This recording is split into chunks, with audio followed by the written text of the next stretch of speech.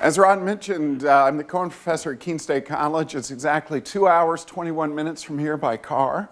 So anyone who is interested in additional work in Holocaust and genocide studies, as Ron said, we're the only school in the country to offer a major in that field, and would love to have you look at us if you want to continue your education. What we want to talk about today is a very difficult topic related to perpetrators. Not victims, not bystanders, not survivors, not architects of genocide, not the bureaucrats who carry out genocidal policy, but the actual rank and file. The people who pull the triggers, the people who swing the machete, the people who do the hard work of killing in the face of genocide and massive violence. This is a field I've worked in now for close to 25 years. When I first started working in the field, I'd say it was safe to say that we knew far more about the broad mechanics of mass murder than we did about the men and the women who actually carried the murder out. So we were very fascinated with the bureaucracy and structures and the architects. And you could read a book on the Holocaust, and at the end of it, if I asked you the question, who committed the atrocities, all you could list to me were some architects and bureaucrats, most of whom never killed anyone face to face, although they made the policy. But you would have known next to nothing about the individual people who actually carried out the killing. So over the course of my time in this field, in addition to far more archival work than anyone should ever have to do, I've had the chance to also travel the world and interview alleged and convicted perpetrators of atrocity face to face. To this point, I've interviewed about 225 perpetrators of atrocity in countries as far-ranging as Guatemala, Colombia, Chile, Peru, the former Yugoslavia, Bosnia and Herzegovina, Serbia, Croatia, Montenegro, the Great Lakes region of Africa, Uganda, Tanzania, Rwanda, and most recently during my time as a visiting professor at Queen's University in Belfast in Northern Ireland. In those interviews, I'm sitting with perpetrators who, some are in prison, some have been in prison and now they're released from prison, some will never see a day of prison. And my question as a social psychologist is not a question of who, what, when, and where. That's been laid out by the courts. That's been laid out by historians. My question is a why question, a how question. How do these people come to commit these atrocities? How do they justify it in their minds? What are the reasons they use to make their perpetration okay in their minds? When I do those interviews and that field work, I also, when I'm on the ground, take the opportunity to speak with victims and survivors. Some call themselves victims, some survivors, some victim survivors, and also bystanders, witnesses, because I want to ask them, as these tragedies were unfolding, how did you think these people were justifying why they did what they did? Many times these people were your neighbors. How do you understand people who you've known for 30, 40, 50 years who started committing these atrocities? So I'll start today with an example from one of those interviews I did with a survivor of the Rwandan genocide. I'll apologize in advance. It's a graphic example, but this is a graphic topic. This was a young woman who had survived the genocide in 1994. Whenever I interview survivors in these cases, it is up to them how long we speak, what we speak about, where we speak. And the mutual friend who had introduced us said that she wanted to go back to the site of the massacre that she survived for the first time, and she wanted to tell her story. The Rwandan genocide, as many of you know, happened in 1994. It was 100 days. In that 100-day period, 800,000 Tutsi and moderate Hutu were killed by Hutu extremists. We don't have any segment in modern history, any 100-day segment of any genocide where 800,000 people were killed. Not by highly sophisticated technical means, but mostly by machete, mostly by masu, clubs with nails driven through them. 800,000 people in 100 days. Most of those killings, the large-scale killings, took place in churches and mission compounds, like the church you see here, a Catholic church in a small village called Intarama. The reason that these were the places of killings actually goes back to 1959, 1962, the first time Hutu extremists targeted Tutsi for destruction. About 2,000 to 3,000 were killed over that 3-year period, but most survived because they fled to churches. They fled to missionary compounds, and the killers would not cross those boundaries to kill. So on April 6, 1994, when the killing starts again, Tutsi husbands and wives say to their loved ones, get to the churches. If you get to the church, you're going to be safe. The killers won't come into the church. But in 1994, Hutu extremists had a different version of a final solution in mind. So with all the Tutsi fleeing to these churches and mission compounds, what had they done to themselves? They had rounded themselves up for slaughter, unknowingly. The killers came, they threw grenades at the church, the windows and the doors. They came in, they raped some, they killed everyone. So many of these sites of massacre today are sites of memory in Rwanda. Here at this church in Ntarama, 5,000 people died. Very small church, much smaller in square footage than where we're sitting here. 5,000 people died. She wanted to go back to this church to tell her story because she was one of the few survivors of the massacre. We walked up to the church with our friend. Today, this is a place of memory. That's why you see the metal shed over this. We walked to the front door of the church. She couldn't enter the front door because of the trauma she had suffered 4 years earlier. So this is in 1998. She could not enter the front door, but I could look into it, and I'd actually been to this church before, and the first time I visited Rwanda, you'd look into these churches and these mission compounds, and the victims just lay where they had fallen. You didn't have to look hard to see the defensive wounds on the forearms of victims who tried to shield themselves from machete. You didn't have to look hard to see the skulls that were cleaved in two or some with bullet holes. Over time, Rwanda has kept rethinking how they keep these places of memory, but still today at this church in Ntarama, the bones and remains of many of the victims are in there. They're stacked neatly, but this is Rwanda's sense of memory. She began to tell me her story at the front door of this church. She said she fled here. She found her way to the back of the church by a window. Killers came in. They raped. They killed. They came to kill her. And the day she was telling me this story, it was a hot day in July in Rwanda. She had a scarf on. She took the scarf off. She had a wound that ran from the front of the neck to the back of the neck, a machete wound. No idea how anyone with a wound like that could survive it, but she did. As the killing went on in Ntarama, and this was about a 14-hour spree of killing, she was cut, she was left for dead. The killers thought they had killed her.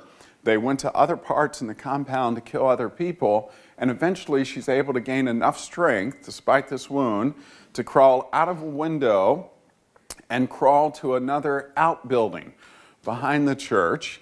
This small building was a Sunday school classroom. And she was able to find her way on her hands and knees, she told me, behind this building, and I stood with her behind the building, and she said, here, I lost consciousness.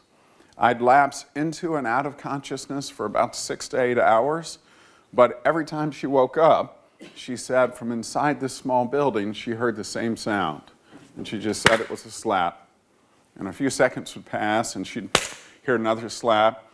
A few seconds would pass, and she'd hear another one, and she said it just sounded like a wet slap. She knew it wasn't the sound of machete hitting bone because she had experienced that. She had heard that. She knew it wasn't gunfire because she had heard some gunfire at the massacre as well. Eventually, the killers left Ntarama.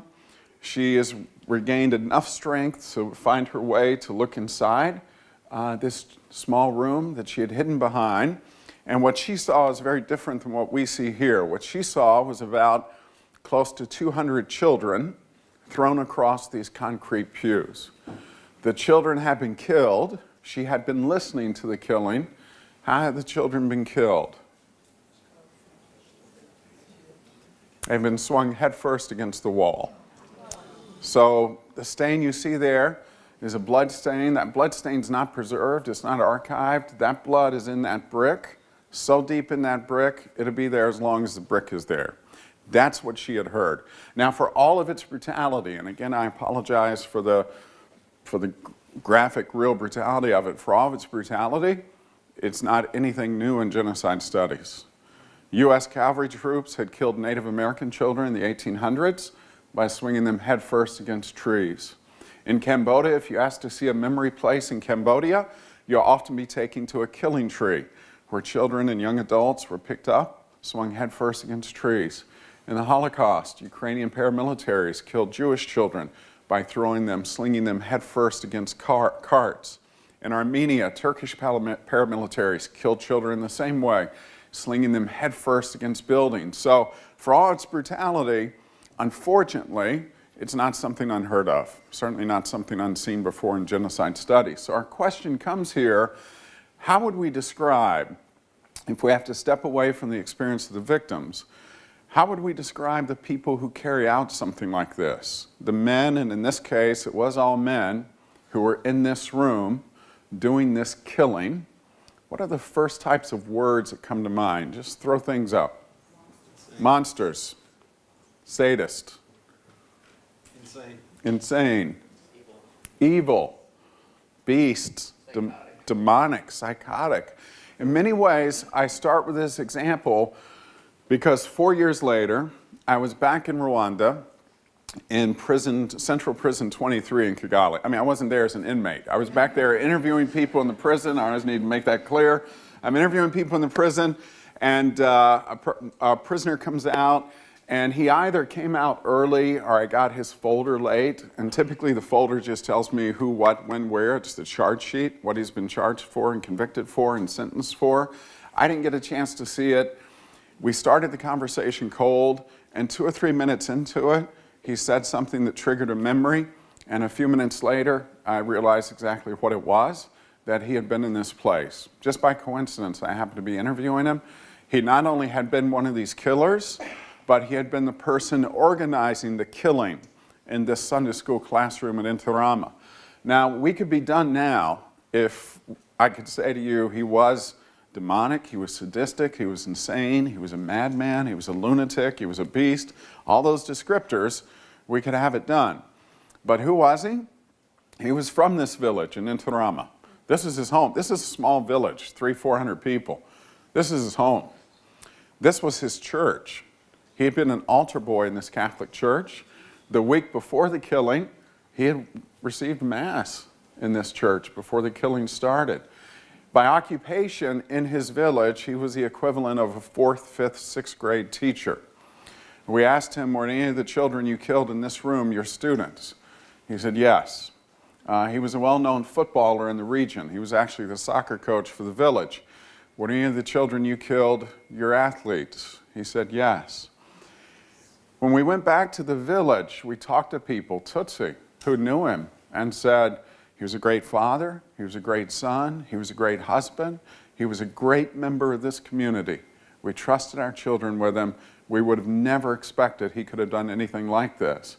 When we asked him the questions of, how did you come to do this in Intirama, to people you knew, to community you grew up in, all he could keep repeating in Kinyarwanda, all he could keep repeating was, I lost myself. I did not know who I was. I lost myself. I did not know who I was. So you see the challenge of working in this field. And again, I know it's when you come to Holocaust and genocide studies, your focus and your lens are on victims and survivors, as they should be. And we spend a lot of time and study there. But there's never been any such thing as a perpetratorless genocide. For every victim, there's always been what? A killer. There's always been a killer. And we cannot let those people remain in the shadows simply because we don't want to talk about them. Simply because it's too painful to ask the questions they raise. So what I want to do with you over our time together is think together about the questions raised by these people and the lessons. I have 5 lessons hidden throughout this presentation like little Easter eggs. They're not actually hidden. If you don't see them, it's just because you're asleep.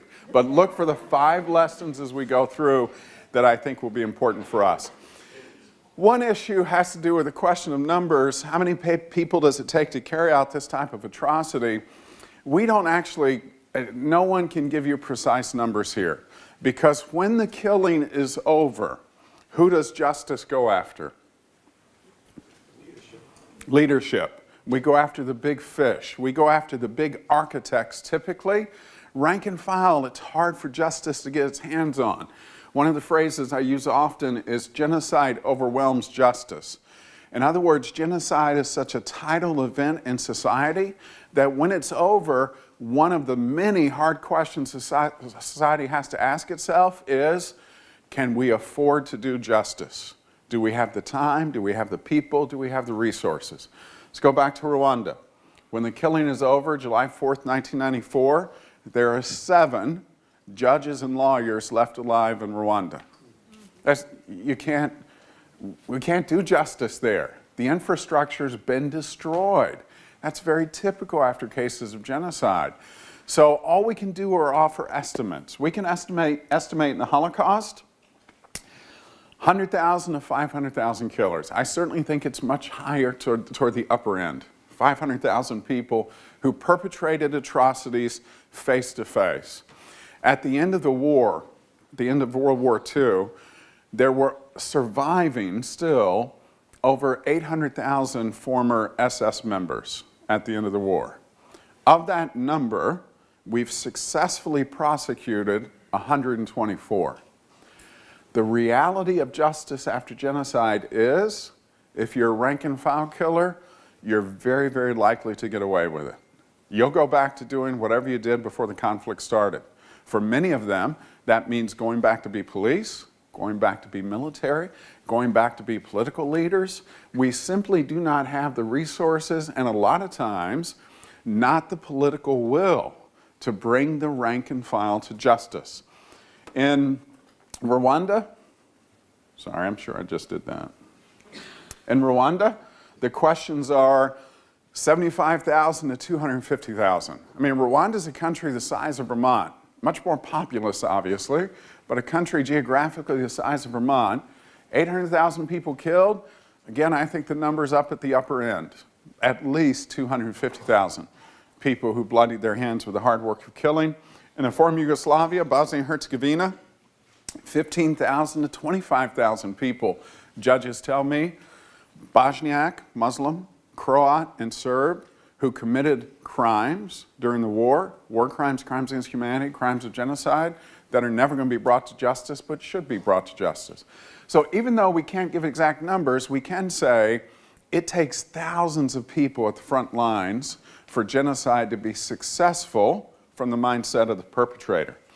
So here's lesson 1 of 5, a critical mass.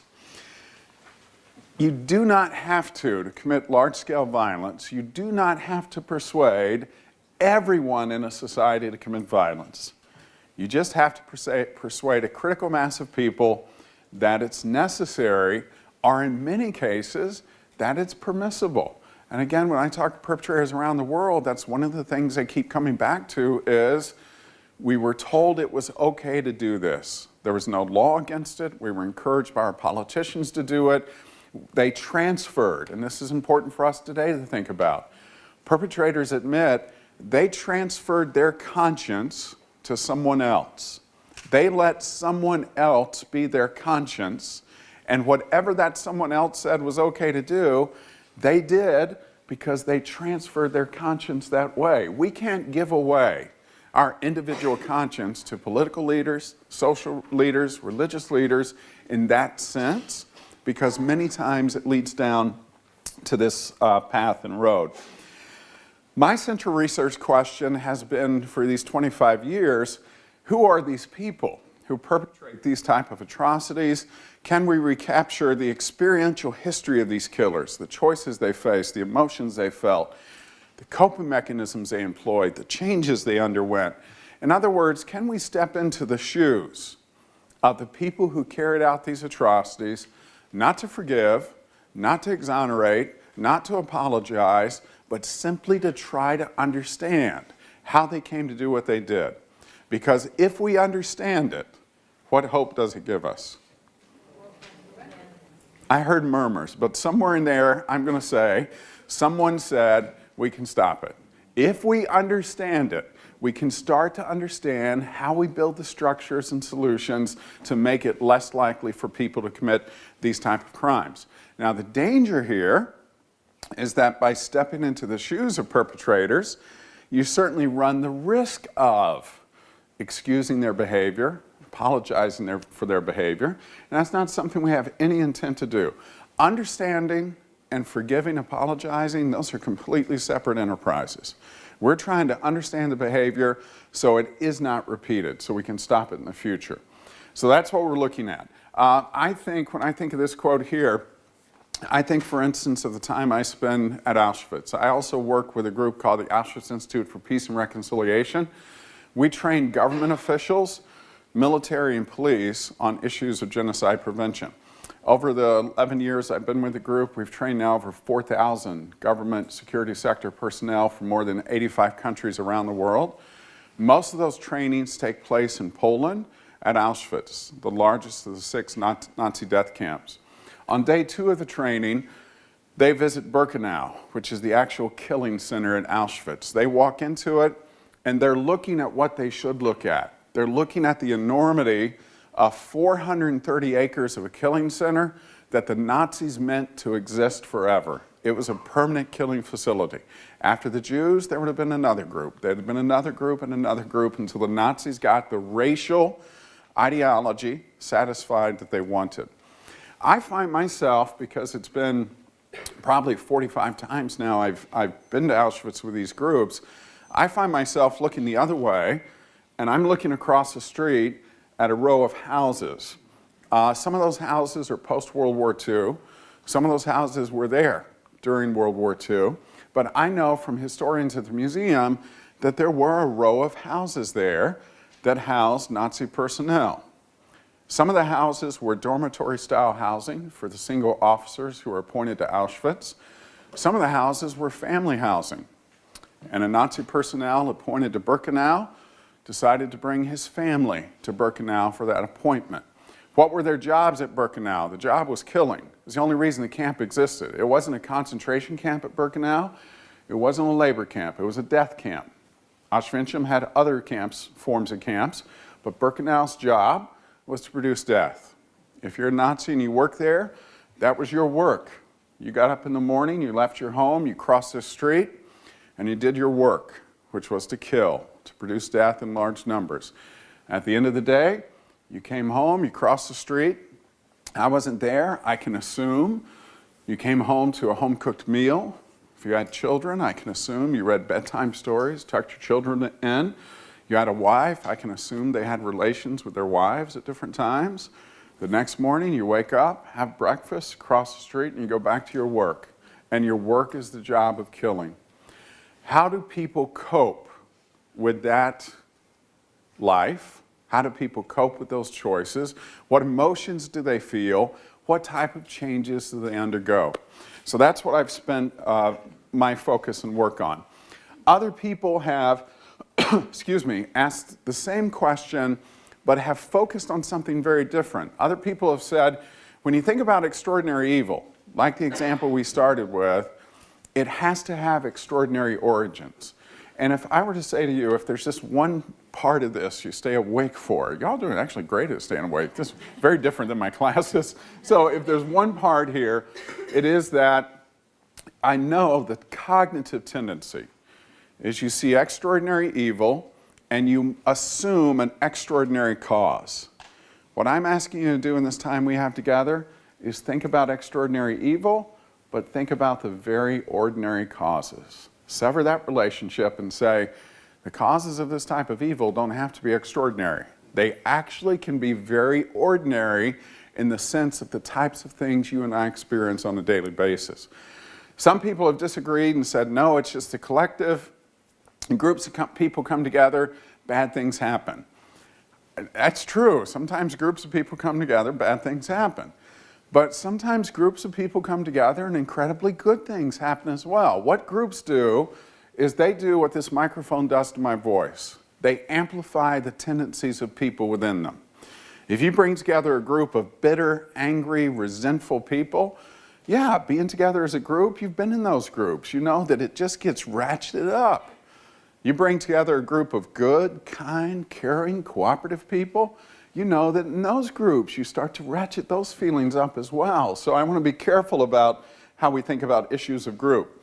I want to be careful about how we think about issues of ideology, what you believe. I think a lot of people tend to assume that perpetrators have some hateful ideology, some belief system, and that's what drives their behavior. It happens sometimes, but in my experience over the years, sitting face to face with over 200 of these, this is very seldom. I mean, if they have hate-filled worldviews, they tend to have developed after the killing as what? Justification, a reason for it. And I've seen this time after time after time again. It's one Hutu perpetrator I sat with, and one of the questions we ask is, when did you start having these feelings about Tutsi? When did you think they should be exterminated, when they were bad for your community, and so on? And he honestly said, and this is very typical, he said, oh, I've always gotten along with Tutsi. I have members of my family who married Tutsi. I would have married a Tutsi woman if the possibility had arisen. Tutsi had been fine. But when I started killing them, that's when I learned to hate them. That's not hatred driving killing. That's hatred being used to justify killing done for other reasons. Greed, opportunism, careerism. So I want to be careful about ideology. And then finally, before you came in today, if you had asked a friend, who are the type of people who perpetrate this type of evil, most of them would have probably said something along the lines of, these people have to be crazy. Now, crazy is not a technical term. I just used it like it was. I'm a social psychologist. I'm not a clinical psychologist, so I have permission to use crazy. I don't have to go for the technical terms. Technical terms are pathological. It's been sociopath, psychopath. It goes back and forth in history. But the assumption is the only type of people who could commit these atrocities have to be crazy. They have to be pathological. They have to be people we can identify at a distance as not being mentally healthy. So at Nuremberg trials after the Holocaust in 45, 46, we actually have a psychiatrist and psychologist who do some testing on the defendants at Nuremberg to try and address this question. And one of the tests they give them is the IQ test. The IQ test has been normed from its beginning and still today across cultures. So if the average score on the IQ test is what? 100. Good. Who said that? Good. Very brave. That's a hard question. If you answer that question wrong, that doesn't look good on you when you can't get the average IQ. But you jumped up, you said it. It's 100. You go to college, graduate, average IQ is 110. PhDs, average IQ is 120. I'm a PhD. I work with PhDs every day.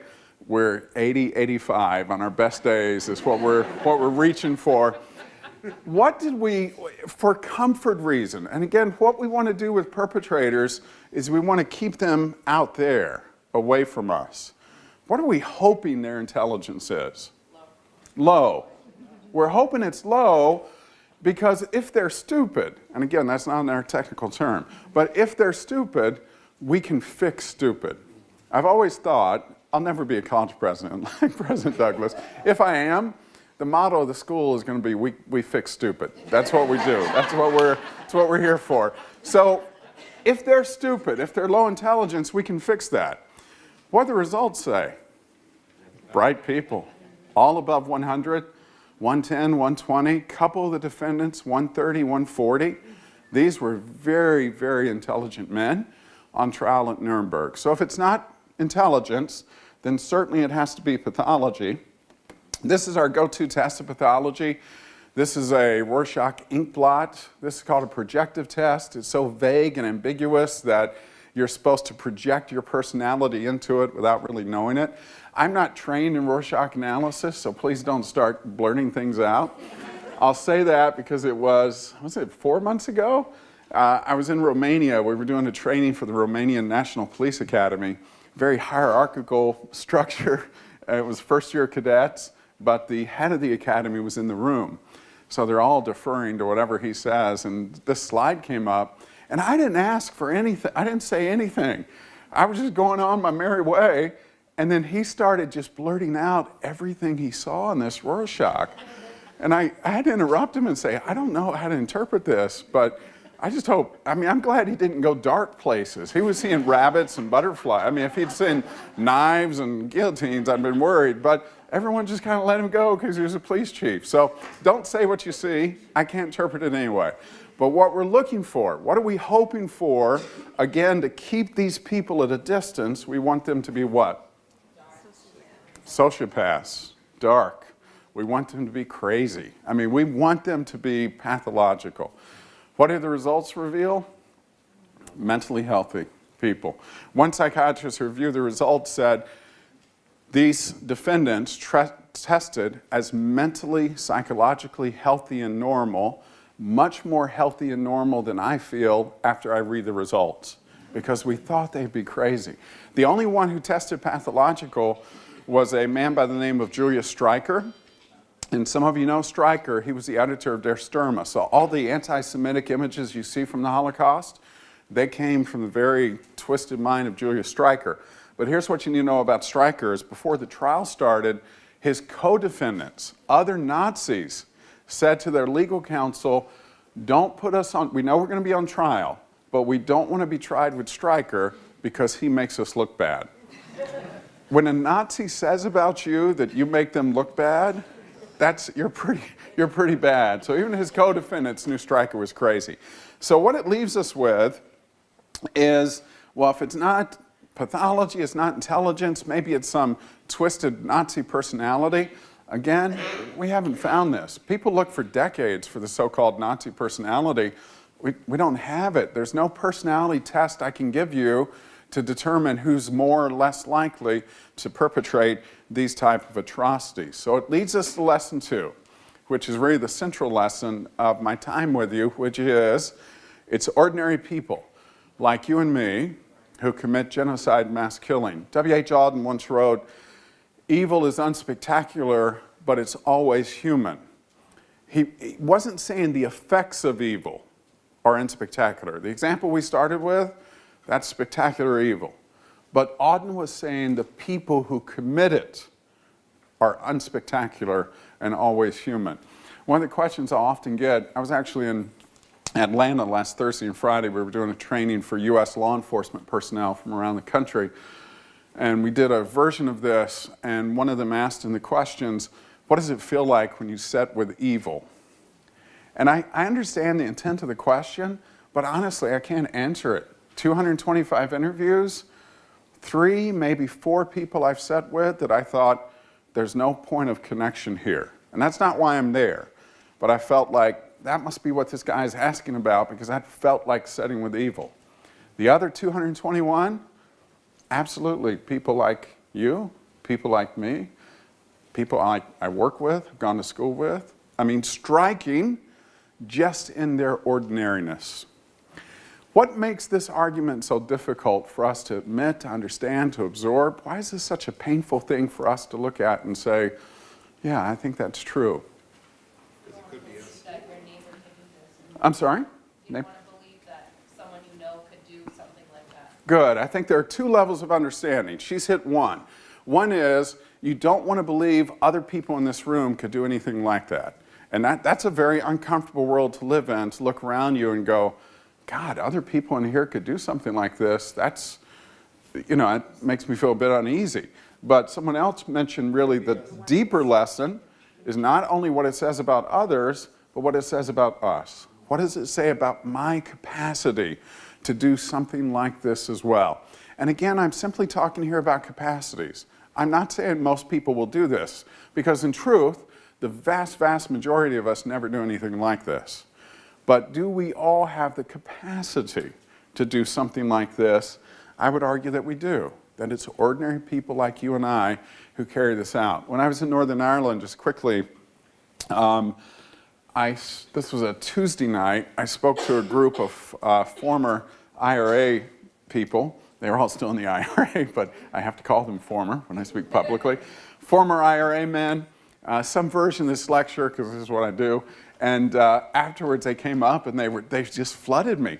They're like, oh, Dr. Wiley, that's brilliant. That's the best lecture we've ever heard. We finally understand those murderous Protestants on the other side of the road. And then, this is no lie, the next night I was with a group of former loyalist paramilitary, same lecture, same reaction. We finally understand those murderous Fenian bastards over there, those Catholics. And it was good because I thought, you got half of it, but there's another half, which is, what does it say about our capacities as well? Tina Rosenberg has written about violent criminals in Latin America, and she said this: I wanted them to be monsters. And when you came today, you probably would feel a lot better if what we talked about here were just pathological monsters. But as she says, coming to understand this is not the case was disturbing, for it taught me about these people and ultimately about myself. I did not want to think that many of the violent are people like us, so civilized, so educated, so cultured, and because of that, so terrifying. And I think that is the terrifying piece. That perpetrators are civilized, they're educated, they're cultured, they're like us in so many ways, and that's the most terrifying reality of it. So I've spent the majority of my career trying to understand what are those tiny things that help us understand how people come to do this. Because I've never interviewed a perpetrator, and I do think they're being honest with this, who said, you know, for all my life, I waited to kill Tutsi, Jews, Muslims, Christian, whomever. It's always been some variant of, I never thought I would do anything like this. I never thought I'd be capable of doing anything like this, but I did one thing, and that led to another thing, and it led to another thing, and they had these series of escalating commitments that at some point, they were doing something they never in their life envisioned they would do. Again, it does not excuse them, because at every step in that process, they made a what? They made a choice that someone else didn't make. And I'll get this in Rwanda. Actually, the perpetrator we talked about at the beginning, from Ntarama, he kept saying to me, you have to understand, we didn't have a choice. All the pressures in the village. And I'd say to him, Jean-Paul, because I knew his village well, you have two brothers. They didn't do this. They grew up in the same village. One of them lived in the same house with you. They were subjected to the same things. They didn't kill. Now, they didn't rescue. They were bystanders, but they didn't kill. They didn't do what you did. They didn't hack to death and kill over 30 people is what he was convicted for. So the choices that perpetrators make, they still have to be held accountable for. So the three things I've looked at just quickly are these. One, I've wanted to look at the cultures people come from. Cultures differ in how they think about groups as related to identity. Cultures differ in authority orientation, social dominance. Some cultures just work more easily within authoritarian structures. That doesn't make those bad cultural characteristics, but it does mean when an architect of genocide comes to power, he or she in a culture like that is going to have a bit easier time recruiting the people to kill because they already work within those authoritarian structures. Now that said, this is the third lesson. While these cultural constructions are always important for us to understand, each of us still have capacity and agency. Now today, I'm talking about the capacity and agency to commit every crime. But we also each have the capacity and agency to commit every good. So I certainly don't want you leaving here thinking all of us are predisposed toward this evil and this is what we naturally do. It's not what we naturally do. Again, most of the people in the world never do anything like this. It's simply a capacity issue. We have the capacity to commit these types of crimes, but we also have the capacity for incredible good. And I'm sure that those of you who study courses here in the Holocaust and programs at the Holocaust and Genocide Center, you occasionally see those glimpses of the capacities that each of us have for that type of good. I've also focused quite a bit on how perpetrators see the other. How do they come to think of the other person as not just someone it's okay to kill, but actually someone, if they don't kill, they're committing a sin. Do you see the difference there? So an archival testimony from a Holocaust perpetrator I read one time where the prosecutor said to him on trial, how did you come to think it was right to kill Jews? And he said exactly that. He said, It's not that I thought it was right to kill them. I thought it was wrong if I didn't kill them. In other words, they posed such a threat to me and my group that they had to be eliminated. And that word threat is a word that we see consistently. If you were to ask me what one thing have I seen in nearly every interview with a perpetrator, it's been some expression of the word or sense of threat. That they killed the other because the other posed a threat. Does the threat have to be real? Not at all. It just has to be a perceived threat. Threat doesn't have to be real, it just has to be perceived. So we see perpetrators who easily engage in us-them thinking. We see perpetrators who do not turn off their morality. I'll get this question a lot. How do perpetrators lose their compass or turn off their morality like a light switch? I don't think that's the case at all. Perpetrators absolutely see themselves as fundamentally moral people. Nearly everyone I've talked to has upheld his or her morality. How can they say they're moral people when they're killing dozens of people? They say it because what they've done with their morality is just reoriented it this way. And they can say, I'm a fundamentally moral person because I behave in moral ways with these people. Now, these people, I don't behave in moral ways, but that doesn't change the fact that I'm a moral person, because these people aren't deserving of my moral commitment. And if we're honest, we all make some of those type of judgments in our daily lives. We decide who's worthy of moral consideration in our communities, who's less worthy or who's not worthy. And then finally, there is very much the reality of blaming the victims. Perpetrators have, I'm convinced, perpetrators cannot physically live for long periods of time having to face the reality of what they've done. So what they do is they build cognitive structures, emotional structures that protect them, that fence them in, that keep them away from facing the reality of what they've done. And one of those big tools is blaming the victims. Because when they can blame the victims for their own victimization, they're not responsible. We see this all the time in our culture with victims of what? Rape and sexual assault. And at some point, someone close to those victims very often will ask questions like what? What were you wearing? What did you say? How much did you have to drink? Why were you there that time of night? Why did you go to that place and not this place? We ask those questions, and they're re-victimizing questions.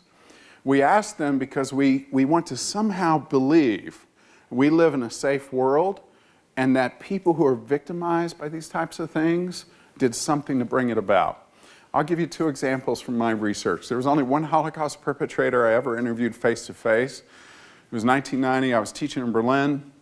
He was a well-known perpetrator. For a fee, he would be interviewed. We had a 45-minute interview. 44 minutes were great. He said all the right things. Horrible what we did to the Jews. Stain on our national conscience. Should never have done it. And he had been convicted of these crimes. Terrible things we did. On and on and on. But I still remember going to close up the recorder, and he was sitting in the back of his chair. And as I went to close it, he moved up in his chair and he pointed his finger in my face.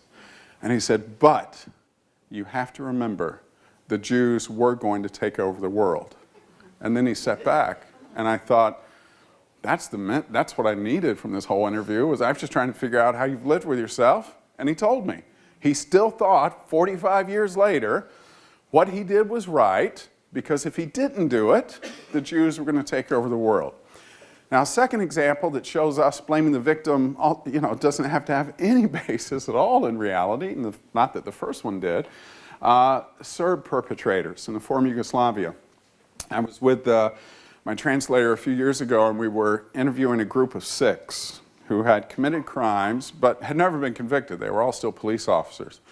And they wanted to be interviewed in a bar. So we went to the bar. We'd pull one in the back at a time to ask our interview questions. And one of the questions is, why the Bosniaks? Why the Muslims, Bosnian Muslims? Why did you target them? And the first person we asked that to said very quickly, because the Muslims killed Christ. And I let it go. I mean, I thought, it's fine. Second one comes in, why the Muslims? Because they killed Christ. I mean, there's no hesitation.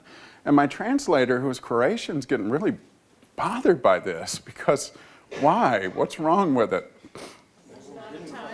Yeah, we got two problems. One problem is we've already committed the historical crime of pinning the crucifixion of Christ on Jews, even though it's completely inaccurate. So there's a line here of people who killed Christ that you have to get into. But the bigger one is Muslim faith doesn't exist for 700 years. I mean, it's not like it's off by 2 days. It's 700 years. So my translator, and I'm going to admit here, I fully admit to you, just between you and I lost complete control of the situation. And the translator was pulling up Wikipedia in Bosnian language, and he was starting to show the people. He said, no, look, it's here. It's 700 years later. They couldn't have killed Christ. And generally, what they responded to us with was, no, no, no. Don't confuse me. Our priest told us, they're Orthodox priests, they killed Christ. And the priest blessed them in this particular group. The Orthodox priest had blessed them the night before the killing and had joined them on the killing the next day. And the priest said to them, doing it because they killed Christ. So they all kept saying, no, no, our priest told us this, it's true. And one of them finally, our translator, got through to him somehow, and he said, okay, maybe it's true, what Wikipedia says, that the Muslims didn't exist at the time. But if they had, I'm sure they would have killed Christ. And at that point, you throw your hands up and you say, blaming the victim is such a strong cognitive mechanism for us. It doesn't have to be true. You can make up whatever you want to because it just serves the purpose. And then the final piece, so the fourth lesson then, is this danger of othering. That one of the things we recognize is that in societies with deep divisions, where people have been othered in some way, when democracy fades, when the rule of law retreats, you're always going to find people who can perpetrate these atrocities against whoever has been defined as other. It's why for us, we have to be intentional. And I've always seen community colleges as democracy's colleges. You are the front line of holding all of us accountable to recognize that if we let democracy go astray, if we don't hold firm to democratic institutions and all the things that go into it, the people who we've identified as other in our nation, and we have them, and you know we have them, there will be people absolutely willing to step up and perpetrate atrocities. Every country in the world is at risk of genocide. No country's immune. We're no better than other countries in thinking we're immune. In many ways, I wrote a piece a couple years ago and I said, if you look at what's unfolding in the US, if we saw this type of behavior politically and socially in an African country, a Latin American country, an Eastern European country, everyone would be looking at it saying, wow, that country's going down the slopes. That country's in trouble. We got to keep an eye on it. No reason that we're immune to that at all. I mean, we're a country founded on the twin evils of the extermination of one people, native people, and the enslavement of another people, Africans we brought here. The thought that somehow we're so exceptional, we can never return to those type of atrocities, is the height of arrogance to think that. So we're always on defense of our democratic principles. And then finally, I do focus a lot on the group dynamics of the groups who do the killing. Genocide doesn't happen because one person goes off on a killing spree. It happens because people get together in groups and they decide to kill other people in large numbers and over an extended period of time. So I'm interested in those group dynamics, the peer pressure, the conformity, the pressures of socialization, the binding factors of the group, because these groups come to have deep meaning to the people who are in them.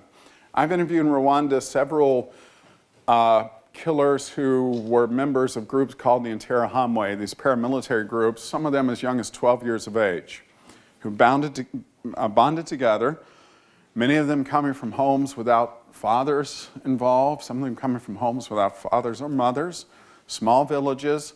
These killing groups became their families. That's what they bonded over. Now, it's great that they had these groups to identify with. The problem was, the group they identified with, their task was killing. So you interview them in prison 20 years later, and they can't wait to get back out and rejoin these groups. Not to kill, but because the groups had become so important to them just in a sense of family, a sense of fraternal bonding in many ways. So I'm interested in the social structures that surround these groups.